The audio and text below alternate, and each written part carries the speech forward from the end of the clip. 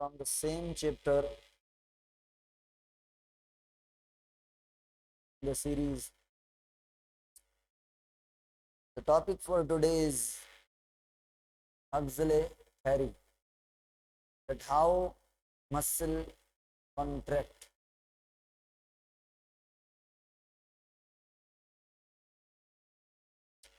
To understand the theory of Huxley, we must know about the nature, structure of sarcomere. तो पहले हम sarcomere को बनाएंगे। पहले हम रिकॉर्डिंग हो रही है भाई। पहले हम सार्कोमेयर बनाएंगे। सार्कोमेयर को समझने के बाद हम जो है वो हक्सले की थ्योरी को पढ़ेंगे।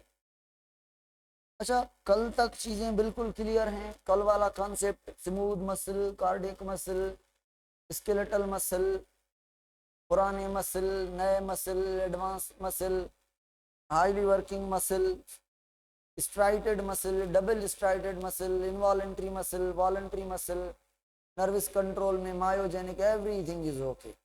न्यूक्लियस कहाँ पर हैं, कितने हैं, एवरीथिंग इज ओके। एक न्यूक्लियस किस में होगा, दो किस में होंगे, बहुत ज्यादा न्यूक्लियस किस में होंगे, everything is okay.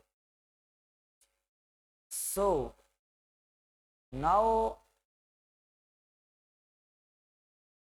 now moving to the concept of sarcomere. क्या मैं कह सकता हूं कि सार्कोमेयर एक फंक्शनल यूनिट है मसल का? क्या मैं कह सकता हूं कि मसल की जो इंटरनल स्ट्रक्चर है, जो मसल बनी हुई है मायोफिब्रिल की, वो मायोफिब्रिल खुद सार्कोमेयर के बने हुए हैं? तो स्ट्रक्चरल यूनिट भी और फंक्शनल यूनिट भी सार्कोमेयर है। कल हमने ये चीजें पढ़ी थी कि मसल के अंदर जो कंट्रैक्शन होती है वो सारी मसल में नजर आती है, सारे बंडल में नजर आती है, मगर वो करता एक एक सार्कोमेयर है। तो कौन बताएगा कि मसल की जो कंट्रैक्शन है सारे सार्कोमेयर एक साथ कॉन्ट्रैक्ट करेंगे या आधे करेंगे, आधे नहीं करेंगे? ये बात मुझे बताएं। सारे साथ करेंगे। एक मायोफिब्रिल में सार्कोमेयर कितने होंगे ये डिपेंड करता है मायोफिब्रिल की साइज पर। कमेंट में बताएं। अगर एक स्पिंडल शेप मसल है, साइड वाले मायोफिब्रिल के अंदर सार्कोमेयर ज्यादा होंगे या सेंटर वाले पर? एक मसल की शेप है ये वाली, इसमें ये मायोफिब्रिल है ये वाला, इसमें सार्कोमेयर ज्यादा होंगे या इसमें ज्यादा होंगे? हाँ भाई, सेंटर वाले में। तो पेरीफेरी टू सेंटर जाएंगे तो सार्कोमेयर्स का नंबर बढ़ता जाएगा। ऑल सार्कोमेयर एक दूसरे के सामने हैं, मतलब अगर यहाँ से सार्कोमेयर स्टार्ट हो रहा है तो इसमें भी यहाँ से हो रहा है, इसमें भी यहाँ से हो रहा है। अगर इसमें यहाँ से है तो इसमें भी यहाँ से है, इसमें यहाँ से है तो इसमें भी यहाँ से है। ठीक हो गया भाई? ठीक है, ये सार्कोमेयर्स हैं, ये सार्कोमेयर्स हैं, ये सार्कोमेयर्स हैं। ये कल चीजें हमने पढ़ ली थी, थोड़ा बहुत सार्कोमेयर को देखना है। हाँ भाई सुने, सार्कोमेयर की एक जो लाइन है, एक जो लाइन है सार्कोमेयर की, उसे हम कहते हैं क्या? उसे हम कहते हैं जेड लाइन। क्या कहते हैं? Z line. तो सार्कोमेयर में भाई ये मसल है, ये मोटी प्रोटीन है, इसका नाम है मायोसिन। नजर आ रही है बिल्कुल? ये मोटी protein is called as myosin. ये मोटी protein is called as myosin. Detail में मायोसिन को पढ़ेंगे। अब मायोसिन के ऊपर थोड़ी ओवरलैप हुई हुई है एक प्रोटीन जिसका नाम है एक्टिन। ये भी कल हमने सीखा था कि ये एक जो मायोसिन है ना, इसके अराउंड में कितने ये थिन फिलामेंट बना रहा हूं, एक इधर से एक उधर से, 2, मगर ये 6 होते हैं, एक ऊपर से एक नीचे से, एक राइट एक लेफ्ट, आगे पीछे 6 थिन फिलामेंट मायोसिन के अराउंड होते हैं। ये एक थिन फिलामेंट, ये थिन फिलामेंट, ऐसे यहां से भी ये थिन फिलामेंट्स होंगे, यहां से भी ये थिन फिलामेंट्स होंगे, ये थिन फिलामेंट्स हैं, ये थिन फिलामेंट हो गए मायोसिन के बाहर। अब यहाँ पे भी एक जोन है जिसको हम कहते हैं जेड लाइन, जिसको हम क्या कहते हैं, जेड लाइन, और यहाँ से थिन फिलामेंट के साथ भी एक जोन है जिसको हम कहते हैं थिन जेड लाइन। तो भाई सार्कोमेयर क्या है, सार्कोमेयर क्या है, कौन बताएगा? आप कहेंगे सर जो सार्कोमेयर है वो डिस्टेंस है एक जेड लाइन और दूसरी जेड लाइन के बीच वाला रीजन। तो इस जेड लाइन से अगर कोई पूछे यहाँ से क्या होगा, आप कहेंगे सर फिर यहाँ से एक्टिन होगी, यानी ये दूसरा सार्कोमेयर का पोर्शन शुरू, और यहाँ से दूसरा सार्कोमेयर का पोर्शन ये थिन फिलामेंट शुरू। तो ये यहाँ से लेकर यहाँ तक ये एक सार्कोमेयर है, यहाँ तक क्लियर है। अब सार्कोमेयर के अंदर एक वो रीजन है जहां पर ओनली एंड ओनली एक्टिन है, मायोसिन नहीं है, ये वाला रीजन ओनली एक्टिन का। इसे थिन बेंड या लाइट बेंड या आई बेंड कहा जाता है, लाइट जोन या आई बेंड। और ये जो ये वाला हिस्सा है, ये वाला आप कहेंगे सर अच्छा ये जहां से मायोसिन स्टार्ट हो रही है, ये यहाँ पे मायोसिन खत्म हो रही है, ये वाला, हाँ ये एक्टिन है, ठीक है, एक्टिन में है तो मायोसिन तो है ना। मायोसिन के स्टार्ट से मायोसिन के एंड तक वाला ये जो रीजन है इसे थिक या एक्चुअली डार्क बेंड कहा जाता है, और इसे हम एच जोन भी कहते हैं, ए बेंड भी कहते हैं। क्या कहते हैं? ए बेंड।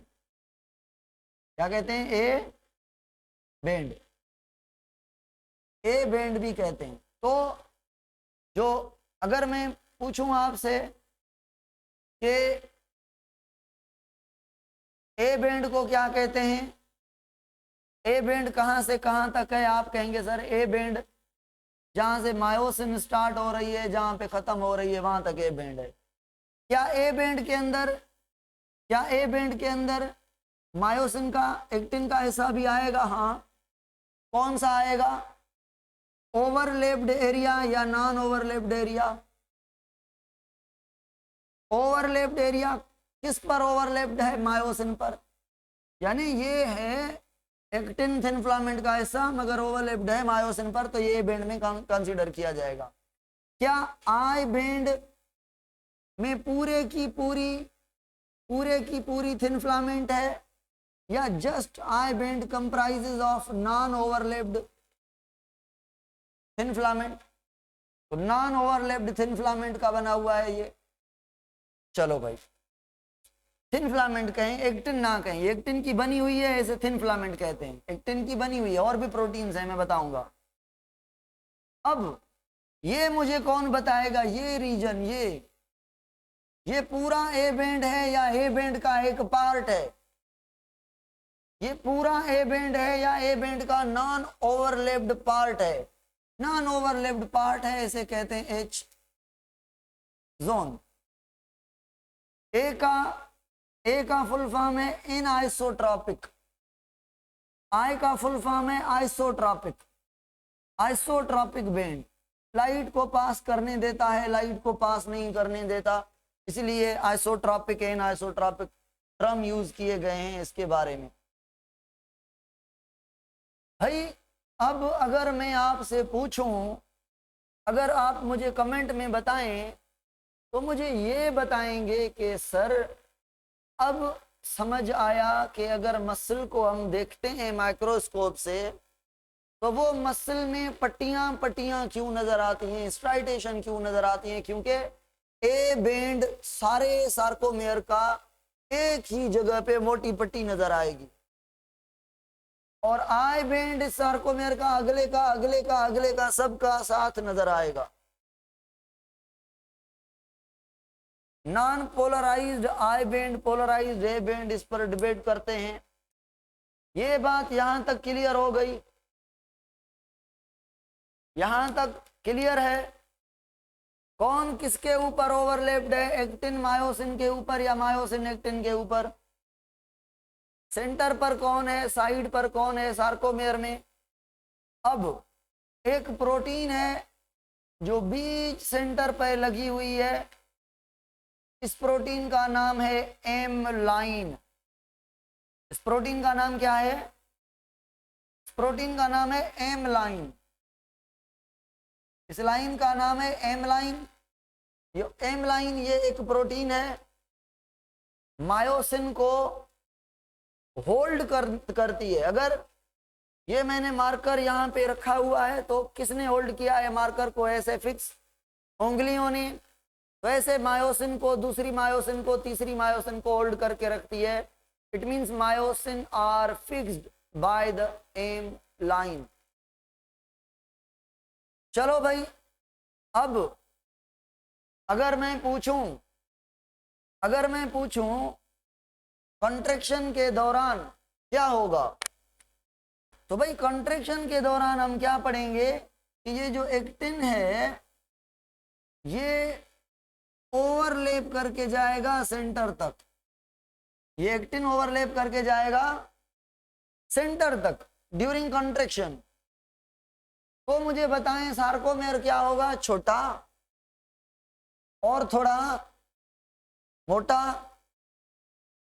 जेड लाइन एक दूसरे के करीब आएंगी, सेंटर की ओर आएंगी। मायोसिन पर एक्टिन और ओवरलैप करके जाएगी। कौन सा पोर्शन है I band, H zone, A band and I band में से जो खत्म हो जाएगा, जो बचेगा ही नहीं? एच जोन क्यों भाई? क्योंकि आप कह रहे हैं सर जो एक्टिन है वो सेंटर पर आ जाएगी। एच जोन तो कहते हैं अन ओवरलैप्ड या non overlapped area of myosin. Myosin जो नॉन ओवरलैप्ड है उसको एच जोन कहते हैं। फुल ओवरलैपिंग होगी 35%, ये एक्टिन ओवरलैप करके आएगी, मतलब पूरे का पूरा जो बचता ही 35 हिस्सा है स्लाइड ओवर करेगी। तो इस स्लाइड ओवर से थैरी निकली है जिसका नाम है, अब थैरी पर आते हैं, जिसका नाम है हक्सले थैरी। अच्छा, हक्सले की थैरी को पढ़ने के लिए, हक्सले की थैरी को पढ़ने के लिए एक और कॉन्सेप्ट चाहिए भाई, जिसके बिना हम इस चीज को समझ नहीं पाएंगे। वो कॉन्सेप्ट क्या है सुने। 1 मिनट में पानी पी के दिखाऊं।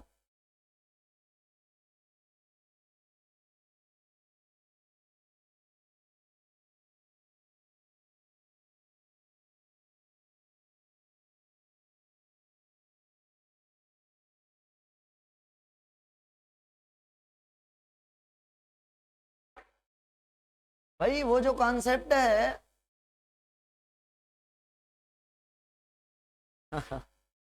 चाय, चाय मुझे भी चाहिए, मुझे भी चाहिए, ऑनलाइन चाय चाहिए, सर में दर्द है बहुत सारा।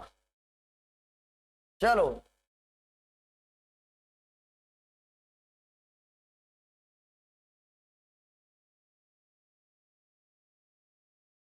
देखें भाई, अब हमें समझना होगा थिन फिलामेंट को और समझना होगा थिक फिलामेंट को। भाई थिन फिलामेंट किसकी बनी हुई है, कौन बताएगा? एक्टिन की, मगर उसके साथ दो और भी प्रोटीन्स हैं, मेनली एक्टिन की मगर दो और प्रोटीन भी हैं। मायो थिक फिलामेंट बनी हुई है ओनली एंड ओनली मायोसिन की। एक थिक फिलामेंट के अंदर 300 मॉलिक्यूल हैं मायोसिन के।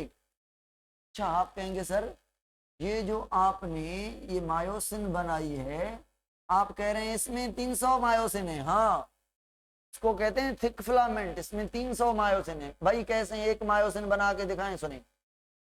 ये सर मायोसिन प्रोटीन जो है, मायोसिन प्रोटीन में एक बना रहा हूं, एक। ये मायोसिन प्रोटीन का फाइबर का पोर्शन है, 3 धागे एक साथ हैं। ये 3 धागे जाकर यहाँ पे बल्ब टाइप स्ट्रक्चर बनाते हैं ऐसे,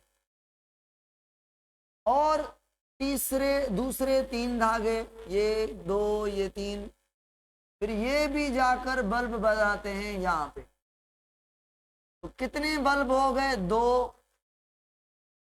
अब ये एक मायोसिन बनाई है मैंने आपके सामने, ये एक। अब इससे इसका क्या लेना देना, गौर से समझें। ये फाइनली ऐसी हो जाएगी। देखें भाई, ये कुछ यूं नजर आएगी आपको।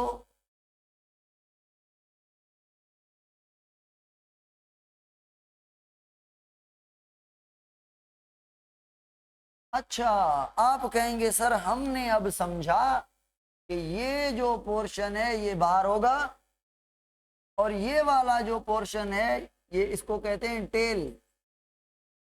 ये टेल वाला जो पोर्शन है ये सारे का सारा ये इसमें होगा अंदर, ये टेल। 300 प्रोटीन है, 300 मायोसिन। तो अगर मैं पूछूं ये जो फिलामेंट का ट्रंक है ये किसका बना हुआ है? 300 मायोसिन के टेल का। और इन 300 मायोसिन के जो हेड हैं वो ऐसे बाहर हैं, जो हेड्स हैं वो ऐसे बाहर हैं। तो भाई ये है आपके सामने मायोसिन की स्ट्रक्चर। अब अगर कोई मुझसे पूछता है ये बात, कौन सी बात, कि सर आपने ये 1 2 3 4 5 6 7 8 9 10 11 12 हेड बनाए हैं। 12 नहीं होंगे सर, 300 मायोसिन है तो हेड भी 300 होंगे। अब एक मायोसिन के अंदर मुझे बताएं प्रोटीन कितनी है। सुनिए, इसमें भी 3 पॉलीपेप्टाइड चेन, इसमें भी 3 पॉलीपेप्टाइड चेन। तो बताएं टोटल पॉलीपेप्टाइड चेन कितनी हो गई? तो एक मायोसिन जो है वो 6 पॉलीपेप्टाइड चेन की बनी हुई है। एक मायोसिन में 6 पॉली, इधर भी 3 इधर भी 3। ठीक हो गया भाई। अब यहां पे देखें, यहां पे देखें तो मैं एक बात बताऊंगा आपको, सुनिए समझे मेरी बात को। भाई क्या कहा हमने कि ये जो एक्टिन है ये क्या करके आएगा? ओवरलैप करके आएगा। कहां पर? सेंटर पर। कैसे आएगा भाई? तो इसके लिए मायोसिन के पास क्या होता है? मायोसिन के पास क्या होता है? हेड होता है, जो एक्टिन के साथ बांड बना के, एक्टिन के साथ ब्रिज बना के उसको ऐसे धक्का देता है, और एक्टिन जो है इस धक्के की ओर, धक्के के थ्रू ये सेंटर की ओर आती है। इट मीन्स आप कहेंगे सर यहां से भी ब्रिज बनेगा, यहां से भी ब्रिज बनेगा, यहां से भी ब्रिज बनेगा। किसके बीच ब्रिज बना है? कमेंट में बताएं। एक्टिन और मायोसिन के बीच, थिन एंड थिक फिलामेंट के बीच। अब इस ब्रिज को हमने डिटेल में पढ़ना है। फिलहाल हम स्ट्रक्चर को पढ़ रहे हैं। तो कमेंट में मुझे ये बताएं कि ये हेड क्या करेगा, इस हेड का काम क्या है? हेड का काम क्या है? एटीपी को यूज करके ये क्या करेगा? ब्रिज बनाएगा एक्टिन के साथ। इट मींस एक्टिन में ऐसी जगह होगी ना जहां पे ये बाइंड करेगा। तो एक्टिन में हम पढ़ेंगे कि एक्टिन में ऐसा क्या है, एक्टिव साइट कहाँ है, कहाँ वो खड्डा है, ग्रूव है जहां पे ये हेड जाके अपने आप को फंसाएगा, बाइंड करेगा, फिर ऐसे कॉन्ट्रैक्शन होगी। ओके, अब अच्छा मायोसिन के कितने पार्ट हैं? कमेंट में बताएं। इस येलो पार्ट को क्या कहा हमने? इसको जो व्हाइट कलर का बनाया है मैंने, ये व्हाइट पोर्शन का जो पार्ट बनाया है इसको क्या कहा? टेल। एक पार्ट हो गया टेल। दूसरा पार्ट है ये वाला, इसको कहते हैं फ्लेक्सिबल। इसको क्या कहते हैं? Flexible part. और तीसरा जो पार्ट है वो ये ब्लैक वाला है, इसको हम कहते हैं हेड या bulbous head. Bulbous head. 3 part हैं एक मायोसिन के। मुझे बताएं, हेड का काम समझ आया? आप कहेंगे हाँ sir, bridge banana is a function of head. किसके साथ ब्रिज बनाना? एक्टिन के साथ, वो हम डिटेल में देखेंगे। और टेल का काम मायोसिन का पूरी मायोसिन की बॉडी बनाना टेल का काम है। और फ्लेक्सिबल पोर्शन का काम मैं आपको पढ़ाऊंगा कि फ्लेक्सिबल पोर्शन ना होता तो धक्का कैसे लगता। तो फ्लेक्सिबिलिटी होगी तो धक्का लगेगा ना। तो स्लाइडिंग में इसका रोल होगा, धक्का देने में इसका रोल होगा। बात समझ आ रही है? ये हम प्रूव करेंगे। अभी ये हमने क्वेश्चन ऐसा नहीं समझे ये मैंने पढ़ाया है, ये मैंने क्वेश्चन राइज किए हैं बस। अभी इनको डिटेल में प्रूव करेंगे कि हेड कैसे बनेगा, कैसे ब्रिज बनेगी, कैसे स्लाइडिंग होगी, कितनी बार में होगी। ठीक हो गया भाई? चलो अभी आते हैं एक्टिन पर। तो आप कहेंगे सर थिन फिलामेंट 3 चीजों की बनी हुई है। थिन फिलामेंट 3 चीजों की बनी हुई है। और जो 3 चीजें हैं वो कौन सी हैं?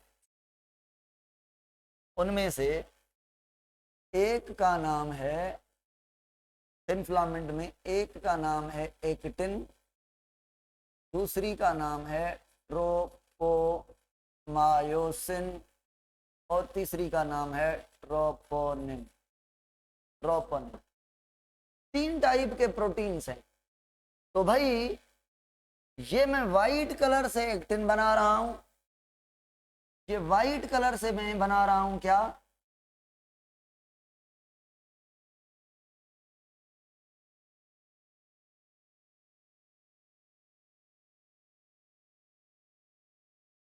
ये एक्टिन बना ली मैंने। एक्टिन कितनी है? एक्टिन के 2 चेन है। एक्टिन के 2 चेन है। तो एक्टिन के 2 मॉलिक्यूल हैं, 2 चेन है डीएनए टाइप। और इस एक्टिन में एक पार्ट है एफ एक्टिन, दूसरा है जी एक्टिन। अब ये हमारे सिंटेक्स में नहीं है मगर थोड़ा सुन लें। जी का फुल फॉर्म है ग्लोब्यूलर। जी का फुल फॉर्म क्या है? ग्लोब्यूलर। और एफ का फुल फॉर्म है फाइब्रस। तो ग्लोब्यूलर शेप और फाइब्रस में से पॉकेट कौन बनाएगा? पकार पानी पिया। पॉकेट कौन बनाएगा? एक्टिव साइट कौन बनाएगा? ऑब्वियसली सीधी सी बात है, सीधी सी बात है, पयो पानी चिका, सीधी सी बात है जी एक्टिन। और जो एफ एक्टिन होगा वो एक्टिन की लाइन बनाएगा, फाइबर टाइप होगा। चलो एक्टिन के 2 मॉलिक्यूल हैं, इंटरवाइन है। अब ये जी एक्टिन बनाएगा सॉकेट, ये जी एक्टिन बनाएगा एक्टिव साइट, ग्रूव, खड्डा जिसमें मायोसिन का हेड फंसेगा। तो ये जो खड्डा है, ये वाला, ये जो खड्डा है, ये खड्डा बनाने वाला जो पार्ट होगा उसे कहेंगे जी एक्टिन। और जो सीधा पार्ट होगा उसे कहेंगे फाइब्रस। चलो ये हमारे बुक में नहीं है मगर ऐसे बता दिया मैंने। अब ट्रोपोमायोसिन एक प्रोटीन है, रेस्टिंग कंडीशन में वो ट्रोपोमायोसिन के भी 2 मॉलिक्यूल होते हैं। ये ऐसी प्रोटीन है कि रेस्टिंग कंडीशन में ये रेस्टिंग कंडीशन में पड़ी होती है, कहां पर? सॉकेट में। कहां पड़ी होती है? ये सॉकेट में पड़ी होती है। अगर भाई ये एंजाइम है, ये एंजाइम की एक्टिव साइट है, एक्टिव साइट के अंदर कोई चीज ऐसे पड़ी हो तो सबस्ट्रेट बाइंड कर सकेगा? ये सबस्ट्रेट कैसे बाइंड करेगा? तो एक्चुअली बात समझ आ रही है कि ट्रोपोमायोसिन क्या कर रही है? ट्रोपोमायोसिन जी एक्टिन के, जो एक्टिन का जो सॉकेट है, जो एक्टिव साइट है जहां पे हेड बाइंड करेगा, उसको ब्लॉक करके खड़ी हुई है।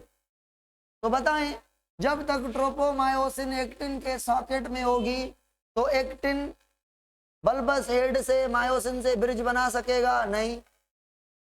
अगर मैं पूछूं ड्यूरिंग कॉन्ट्रेक्शन, अगर मैं पूछूं ड्यूरिंग कॉन्ट्रेक्शन क्या ट्रोपोमायोसिन सॉकेट में होगी? आप कहेंगे नहीं सर, ये इसको निकालना पड़ेगा, इसको निकालना पड़ेगा तो हेड इसके साथ बाइंड करेगा और इसमें रोल है कैल्शियम का। देखना, अब ट्रोपोमायोसिन के दोनों प्रोटीन इनहिबिशन करते हैं। तीसरी प्रोटीन है ट्रोपोनिन, जो कि फाइबर टाइप नहीं, ये दोनों फाइबरस टाइप हैं, लंबी हैं। ये जो ट्रोपोनिन है ये ग्लोब्यूलर प्रोटीन है, तीन। इन तीन प्रोटीन का नाम है ट्रोपोनिन। एक जो ट्रोपोनिन है उसका काम है कैल्शियम के साथ बाइंड करना, दूसरी का काम है ट्रोपोमायोसिन के साथ बाइंड करना, तीसरी का काम है जो ब्रिज बनती है उस ब्रिज को इनहिबिट करना। तो ट्रोपोनिन के कितने टाइप हैं? एक है ट्रोपोनिन सी, काम बताएं इसका, क्या करेगी, किसके साथ बाइंड करेगी? कैल्शियम के साथ। और दूसरी है ट्रोपोनिन टी। ट्रोपोनिन टी जो है, ट्रोपोनिन टी ये बाइंड करेगी ट्रोपोमायोसिन से। ट्रोपोमायोसिन कहाँ है? सॉकेट में। ट्रोपोमायोसिन कहाँ है? सॉकेट में। तो सॉकेट से ट्रोपोमायोसिन को पकड़ के खींच के निकाल के आएगी, सॉकेट को फ्री करवाएगी। कौन? जो ट्रोपोमायोसिन के साथ बाइंड होगी, उसका नाम है ट्रोपोनिन टी। टी क्यों कहा हमने? क्योंकि ये ट्रोपोमायोसिन के साथ बाइंड होगी। बात समझ आ गई? तो भाई सॉकेट को खोलने में किसका रोल है? सॉकेट को ओपन करने में किसका रोल है? ट्रोपोनिन टी का। और सुने, बताऊं? सुनेंगे? सुने भाई, भाई ये जो खड्डा होता है ना, इस खड्डे के अंदर troponin C along with calcium आती है। Troponin C along with calcium आती है तो हेड इससे बाइंड करता है। इट मींस सॉकेट की रिक्वायरमेंट क्या है? एक रिक्वायरमेंट है सॉकेट को ओपन करो, यानी ट्रोपोमायोसिन को रिमूव करो। कैसे ओपन होगा? To remove the tropomyosin. किसने रिमूव किया भाई? ट्रोपोनिन टी ने। अब दूसरी नीड है इसकी, कह रहा है ओपन हो गया, ठीक है, ट्रोपोनिन टी ने ट्रोपोमायोसिन को निकाल दिया। अब दूसरी नीड कौन सी है इसकी? ये कह रहा है मुझे कैल्शियम दो, तो मैं कैल्शियम के थ्रू बॉन्ड करूं हेड से। तो कैल्शियम कौन देगा? दूसरी नीड कौन पूरी करेगा ट्रोपोनिन टी के बाद? ट्रोपोनिन सी। तो ऐसा कह सकता हूं मैं, सुनी, सॉकेट और हेड के बीच ब्रिज बनेगी, मगर सॉकेट में troponin C with calcium and head का जो बल्बस हेड है, ये मैं डिटेल में पढ़ाऊंगा। इस पर एडीपी होती है और फास्फेट होती है, यहाँ पे कैल्शियम वहां पे एडीपी, फिर ये ब्रिज बनती है। इतना याद रखना है, ब्रिज बनाने के लिए कैल्शियम इज कंपलसरी। चलो भाई 1 मिनट में फिर पानी।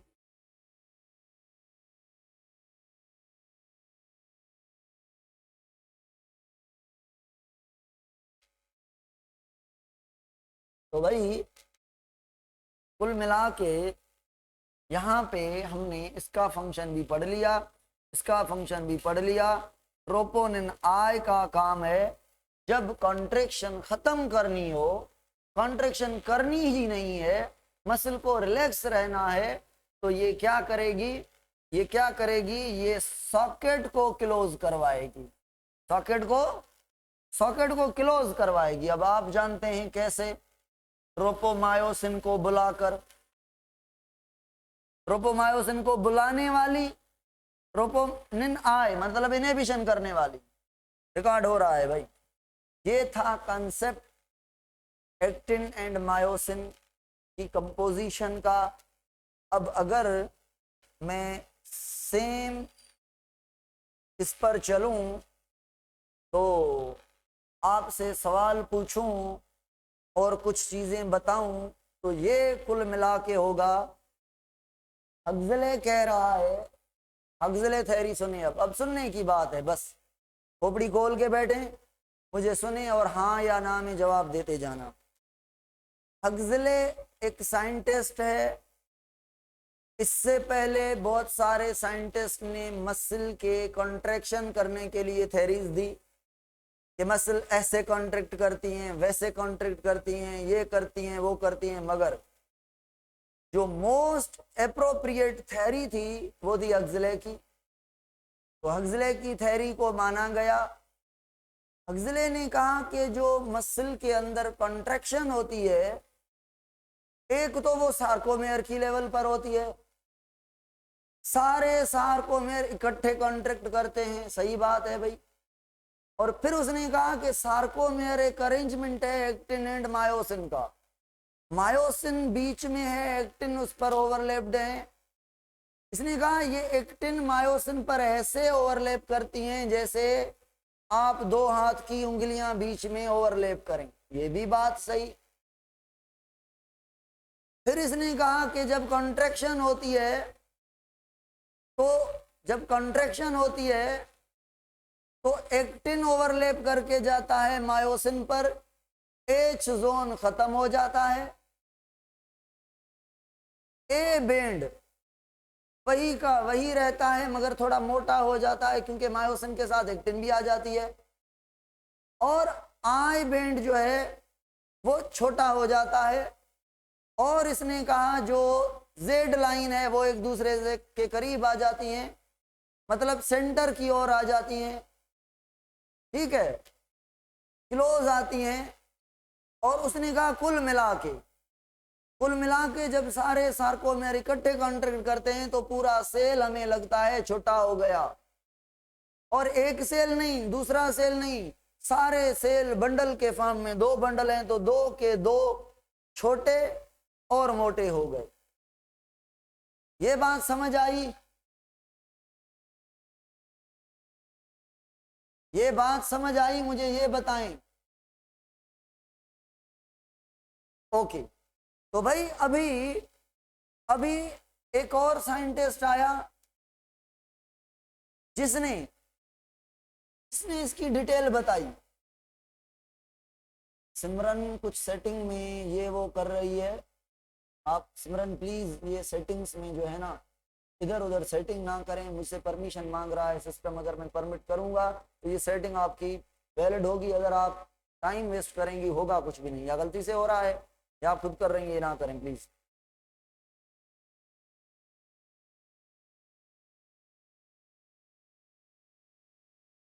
अच्छा, एक और साइंटिस्ट आया, उसने बताया कि ऐसा सिंपल नहीं है कॉन्ट्रैक्शन करना, ऐसा सिंपल नहीं है भाई। कैसा है? उसने बताया, हक्सले ने सही बात की है कि मसल में एक्टिन मायोसिन एक्टिन ओवरलैप करती है, मगर उसने डिटेल बताई कि जो एक्टिन है वो फुल ओवरलैप करती है 35 टाइम, 35% एक साइड से भी उस साइड से भी, एस्ट्रोन डिसअपियर होता है। चलो भाई ये थोड़ी डिटेल थी। और क्या मैं ये कह सकता हूं कि भाई जो मसल की कॉन्ट्रैक्शन है, अब सुनना, ये कह रहा है एक ब्रिज बनती है, हेड की ब्रिज बनती है किसके साथ? एक्टिन के साथ, तो ये एक्टिन धक्का देता है किसको, ये हेड धक्का देता है किसको, एक्टिन को। इसने कहा ऐसा नहीं है एक ही धक्के में एक्टिन इधर आ जाएगा, नहीं नहीं नहीं नहीं, इसने कहा एक धक्के में एक्टिन थोड़ा इधर आएगा। इसका मतलब क्या, इसका मतलब ये होगा कि भाई ये हेड हैं, सपोज करें 3 हैं, तो 3 हेड एक्टिन के साथ बाइंड हुए हैं, इसने थोड़ा धक्का दिया, फिर ये ब्रिज तोड़ेंगे और जो फिर सामने सॉकेट आएंगे उनके साथ बाइंड करेंगे, फिर इनको धक्का देंगे, फिर तोड़ेंगे, फिर जो दूसरे सामने एक्सपोज होंगे सॉकेट उनको धक्का देंगे। ये आहिस्ता आहिस्ता आहिस्ता आहिस्ता आहिस्ता जाकर बहुत बार ब्रिज बनेगी, टूटेगी, बनेगी, टूटेगी, बनेगी, धक्का आएगा, फिर टूटेगी, फिर जाकर मसल के अंदर एक्टिन सेंटर पर पहुंचेगा। ये बात सही है? बिल्कुल सही है। तो एक कॉन्ट्रैक्शन के लिए ब्रिज एक बार बनेगी या मेनी टाइम्स बनेगी। और इसने फर्दर बताया कि एक फ्रैक्शन, एक सेकंड के फ्रैक्शन के अंदर बहुत दफा ये बनेगी, टूटेगी, मतलब एक सेकंड में मेनी टाइम्स, सेवरल टाइम्स, ये हाँ सेवरल टाइम्स, हजारों दफा ये बन के टूट सकती है, इतना फास्ट मैकेनिज्म है। अच्छा तो मुझे ये बताएं, अगर ऐसा है, एक्सियल थ्योरी सही है, तो ये बातें मुझे बताएं, क्या ये सही है? ये बातें कौन सी? कि सार्कोमेयर जो है शॉर्ट हो जाएगा और थिक हो जाएगा कॉन्ट्रैक्शन के दौरान। कॉन्ट्रैक्शन के दौरान चीजें पूछ रहा हूं मैं, अभी सवाल ये जो पूछता है एग्जामिनर। और ये सही है कि जेड लाइन जो है एक दूसरे के क्लोज आएंगी या सेंटर की तौर और आएंगी या एम लाइन की ओर आएंगी या मायोसिन की ओर आएंगी। हाँ भाई ये भी सही है। और क्या ये बात सही है कि जो एक्टिन है और मायोसिन है उनकी साइज में कमी नहीं आती, साइज में कमी नहीं आती, एक्टिन ओवरलैप करके आती है। ये भी सही है, साइज में कमी नहीं आती। और क्या ये बात सही है कि ये दोनों उसी पोजीशन, उसी साइज में रहेंगी, साइज चेंज नहीं होगी? चलो ये पॉइंट हो गई। और ये बताएं कि आई बेंड जो है, आई बेंड जो है वो शॉर्ट हो जाएगा। ऐसे ऐसे देखें कि ये जो जेड लाइन है ये यहां तक पहुंचेंगी, सपोज करें इतना डिस्टेंस आगे आ जाएगी, इतना आई बेंड था अब छोटा हो गया। Very good. और क्या बताएं, ये बात सही है कि एच जोन जो है वो हैज गॉन, डिसअपियर हो जाएगा। और ए बेंड की लेंथ में नो चेंज, ए बेंड की लेंथ में नो चेंज। क्यों भाई? क्योंकि मायोसिन जितना था उतना ही है, एक्टिन ओवरलैप कर रहा है ना, तो लेंथ तो वही होगी ना मायोसिन के स्टार्ट से एंड तक। हाँ ये चेंज आएगी कि लेंथ में चेंज नहीं आएगी, मगर थोड़ा थिक हो जाएगा, थोड़ा डार्क ज्यादा होगा। यहाँ पे सवाल आता है कि ओवरलैप्ड एरिया ज्यादा डार्क लगेगा आपको ये वाला, या नॉन ओवरलैप्ड एरिया यानी एच जोन ज्यादा डार्क होगा? ओवरलैप्ड एंड एच जोन में से कौन सा ज्यादा डार्क होगा? क्यों ओवरलैप्ड भाई? और कॉन्ट्रैक्शन में सारे का सारा ओवरलैप्ड हो जाएगा, नॉन ओवरलैप्ड खत्म, मतलब एच जोन खत्म हो जाएगा। ओके ओके, तो ये थे क्वेश्चंस जो एग्जाम में पूछे जाते हैं इस टॉपिक के रिगार्डिंग।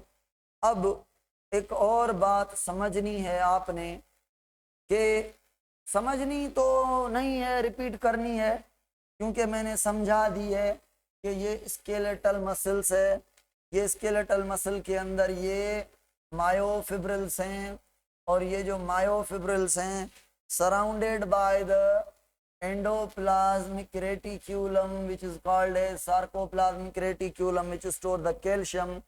तो पहले ये रिपीट करना है भाई, पहले कॉन्ट्रैक्शन के लिए क्या चाहिए? नर्व इम्पल्स चाहिए। नर्व इम्पल्स कौन से फॉर्म में आती है? केमिकल के फॉर्म में। केमिकल का नाम क्या है? Acetyl choline, you know well about that, कल ही डिस्कस की थी। अच्छा, नर्व इम्पल जब आएगी तो ये कहाँ किसको स्टिमुलेट करेगी? एसीआर को। एसीआर क्या रिलीज करेगा नर्व इम्पल के कहने पे? कैल्शियम। तो कैल्शियम रिलीज कहाँ होगा? क्या मैं कह सकता हूँ कि साइटोप्लाज्म में रिलीज होगा?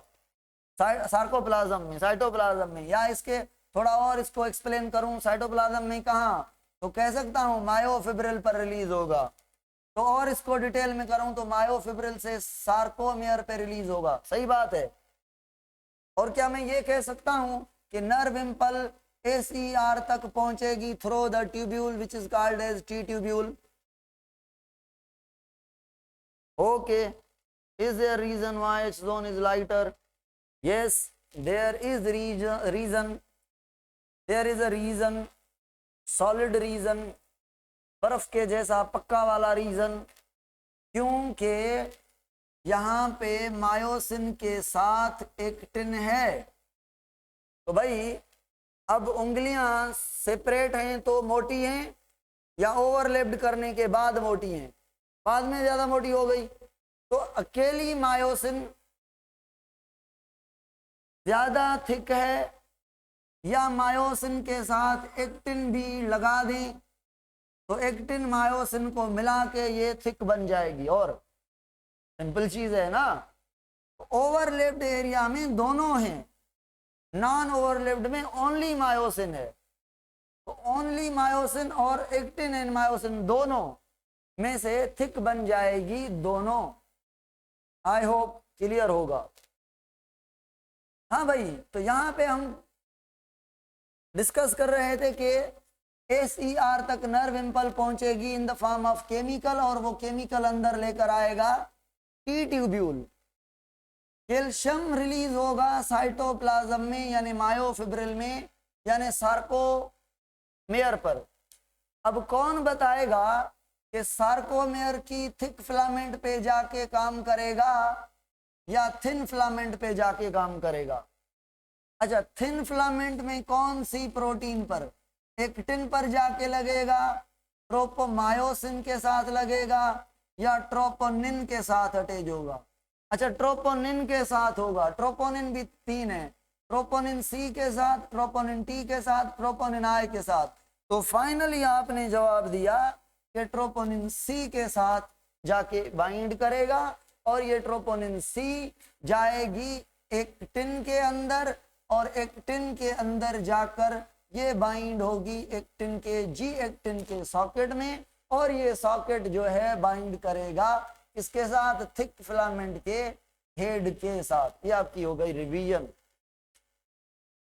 यहां तक क्लियर हो गया भाई?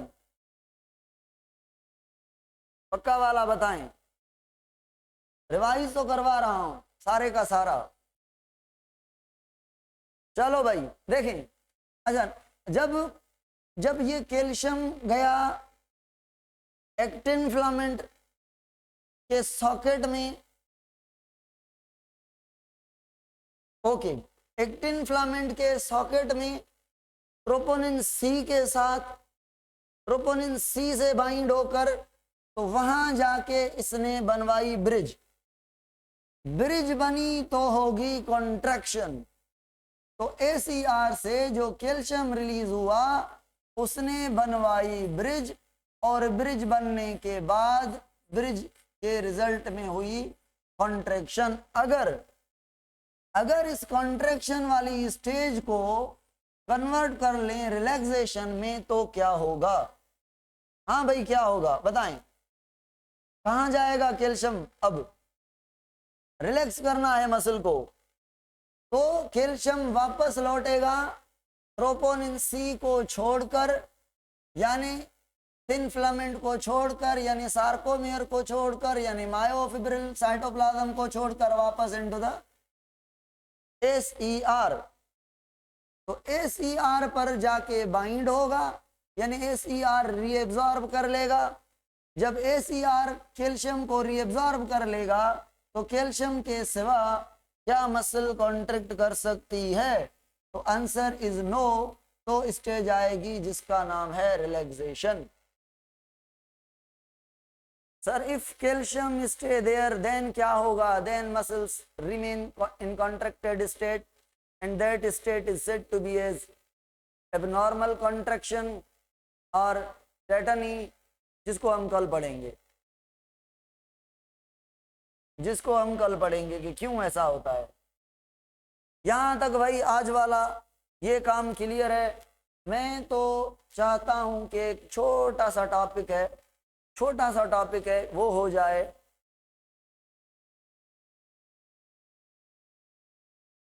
वही मोटर यूनिट वाला कॉन्सेप्ट हो जाए, साइकिल हो जाए। नहीं, चलो कल पढ़ेंगे भाई, कल वाले बहुत हैं, मेजॉरिटी इज अथॉरिटी। तो इसके लिए आज के लिए इतना काफ़ी, कल पढ़ेंगे इंशाल्लाह। Wish you all the best.